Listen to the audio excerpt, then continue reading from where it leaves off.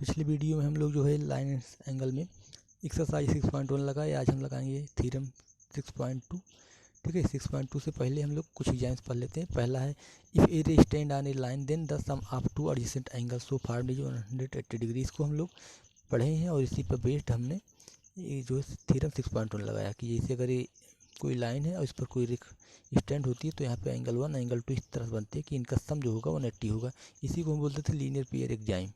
ठीक है, या फिर जैसे यहाँ से इस तरह से हो इस तरह से हो तो इनका सम कितना होगा x + y = 180 डिग्री। ठीक है, इसको मैंने लीनियर पेयर एग्जाम बोला है। अब जो एग्जाम 6.2 है इसी का इन्वर्स है कि अगर कोई लाइन इस तरह से हो तो और यहाँ पे एक रे हो तो अगर इनका सम 180 डिग्री है, 1 2 180 है, तो जो ए होगा, ठीक है, ओ इसको मान लेते हैं ओ ए ओ बी। ठीक है, ये क्या होंगी, अपोजिट रे होंगी या फिर ए ओ बी क्या होगी, एक स्ट्रेट लाइन होगी। ठीक है, तो हमने ये जो है पढ़ा हुआ है, इस पर बेस्ड हमने, ठीक है, थ्योरम 6.1 लगाया है। एग्जाम थर्ड देख लिए, लिखा गया है if a transversal intersect two parallel line then each pair of corresponding angle is equal. बोल रहे हैं जैसे ए पैरेलल लाइन से इसको ट्रांसवर्सल इंटरसेक्ट करती है तो ए करस्पॉन्डिंग इक्वल होंगे। ठीक है, या फिर ए एंगल्स आपस में इक्वल होंगी। ठीक, करस्पॉन्डिंग एंगल बोल रहे हैं। ठीक है, ये वाला एंगल इसके इक्वल होगा। ठीक है, तो ये बात हो गई। अब जो इसके बाद यहाँ पे एग्जाम 6.4 है वो इसी का इन्वर्स है कि अगर इस तरह से इंटरसेक्ट करती है दो लाइंस और यहाँ पे आपस में करस्पॉन्डिंग एंगल इक्वल हो जाते हैं तो यल और एम क्या हो जाएंगे, पैरेलल हो जाएंगे। यल पैरेलल एम हो जाएंगे। अगर करस्पॉन्डिंग एंगल इक्वल है तो लाइंस पैरेलल, अगर लाइंस पैरेलल तो करस्पॉन्डिंग एंगल इक्वल। ठीक है, ये जो है दोनों थ्योरम है। एग्जाम से आपकी ये एग्जाम है। अब इसी पर बेस्ड है हमारा जो है थ्योरम 6.2। ठीक है, तो 6.1 थ्योरम हम लगा चुके हैं। 6.2 लिखा है फिर transversal intersect two parallel line then each pair of alternate interior angle is equal. तो हमें अब अल्टरनेट इंटीरियर एंगल को इक्वल दिखा देना है। पैरेलल लाइन जो है इंटरसेक्ट हो रही है। ठीक है, आइए इसके लिए हम बना लेते हैं दो लाइंस। ठीक है, देखिए ये दो मान लीजिए एक पेयर ऑफ पैरेलल लाइंस बना दी हम। ठीक है, और यहाँ पर एक ट्रांसवर्सल इसको इंटरसेक्ट करता है। ठीक, अब हमको क्या दिखाना है, then pair of alternate interior angle is equal. तो हमको अल्टरनेट इंटीरियर एंगल को इक्वल दिखाना है। तो सबसे पहले हम यहाँ पे अल्टरनेट इंटीरियर एंगल बनाएंगे, मतलब दिखाएंगे कौन कौन से अल्टरनेट इंटीरियर एंगल हैं। ये देखिए ए एंगल हो गया 1, A angle 2, A angle 3, this is the angle 4। यही चारों टोटल इंटीरियर एंगल हैं। अब इसमें से अल्टरनेट कौन है, 1 3 अल्टरनेट है, 2 4 अल्टरनेट है। मतलब क्लॉकवाइज एंटी क्लॉकवाइज एक एक को छोड़ के पकड़ लीजिए। 1 है, 2 को छोड़िए 3, 2 से चलिए 3 को छोड़िए 4। ठीक है, 1 3 और 2 4 आपस में अल्टरनेट है, तो हमको इनको इक्वल भी दिखा देना है। ठीक है, प्रूफ कर लीजिए इसके लिए प्रूफ करिए तुरंत। ठीक है, इसको मान लीजिए यल है, this is the line M, this is the transversal T. आप लिखेंगे यहाँ पे let L and M are parallel lines and T is transversal. T is transversal. Okay, हमने मान लिया कि यल एम पैरेलल लाइंस है और टी ट्रांसवर्सल है। ठीक है, we have to show that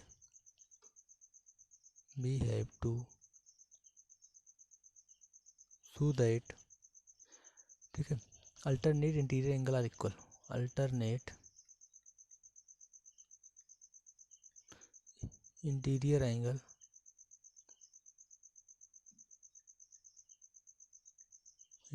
लिखा। ठीक है, interior angle are equal, that is angle 1 equal to angle 3 and angle 2 equal to angle 4। इसके लिए देखिए अब यहाँ पे ये क्या कौन सा एंगल हो जाएगा, ये हो गया आपका एंगल एक्स मान लेते हैं। ठीक है, अब लिखेंगे नाउ यहाँ से। ठीक है, बी है आपके पास क्या है, angle X equal to angle 2। बताइए कैसे, थ्योरम 6.1 वर्टिकली अपोजिट एंगल। ठीक है, vertically opposite angle, this is the equation 1। ठीक है, एक्स और 2 क्या होंगे, आपस में बराबर होंगे। कौन सा एंगल है, वर्टिकली अपोजिट एंगल है। ठीक,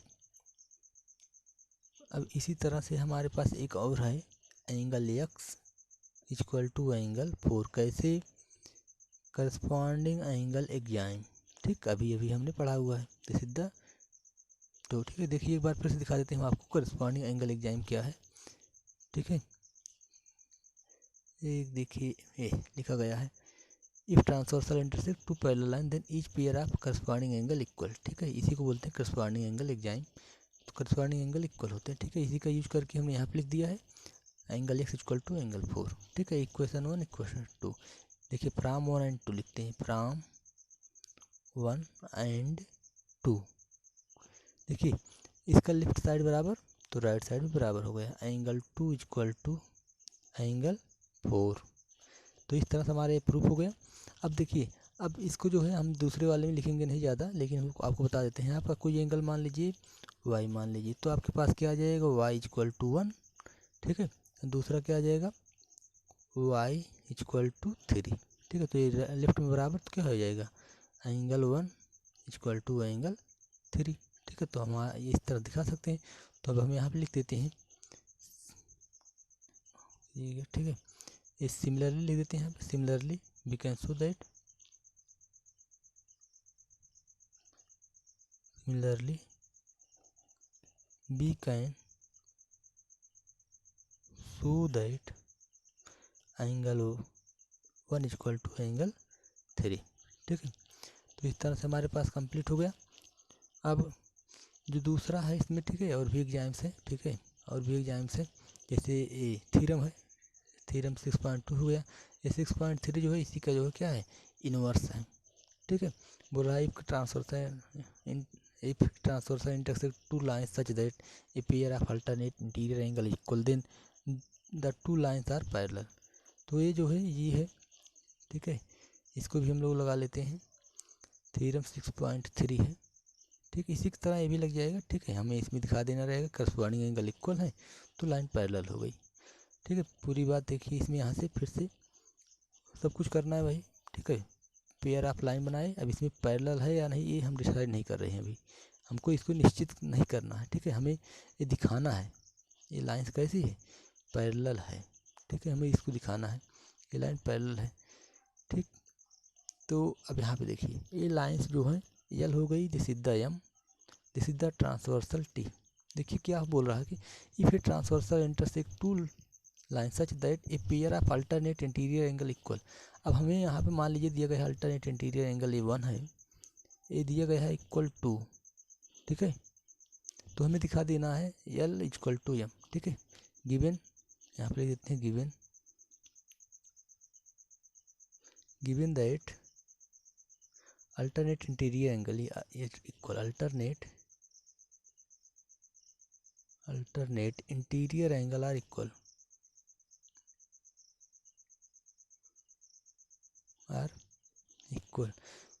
इक्वल लिखा गया है दैट इज, हम मान लेते हैं एंगल 1 इक्वल टू एंगल 2 यहाँ पे। ठीक है, ये 1 2 यही तो होगा इक्वल। ठीक है, इक्वेशन 1 हो गया। अब ध्यान दीजिए हमारे पास क्या एग्जाम है, हमें क्या दिखाना है कि करस्पॉन्डिंग एंगल भी क्या हो जाएंगे इक्वल हो जाएंगे। ठीक है, यहाँ पे अगर ये दोनों आपस में बराबर दिया है तो करस्पॉन्डिंग इक्वल दिखा देना है।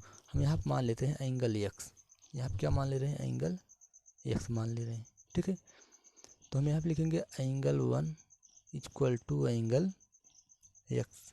ठीक है, कैसे वर्टिकली अपोजिट एंगल। ठीक है, वर्टिकली अपोजिट एंगल।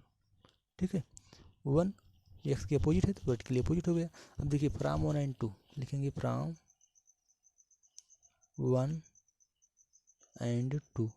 इसका 1 एंड 2 में देखिए लेफ्ट साइड क्या है बराबर है, तो राइट साइड भी क्या हो जाएगा बराबर हो जाएगा, angle 2 equal to angle X. अब देखिए 2 और एक्स कैसे एंगल हैं करस्पॉन्डिंग एंगल हैं, but angle 2 and angle X also corresponding angle. ठीक है, एंगल 2 और एक्स क्या है करस्पॉन्डिंग एंगल भी है।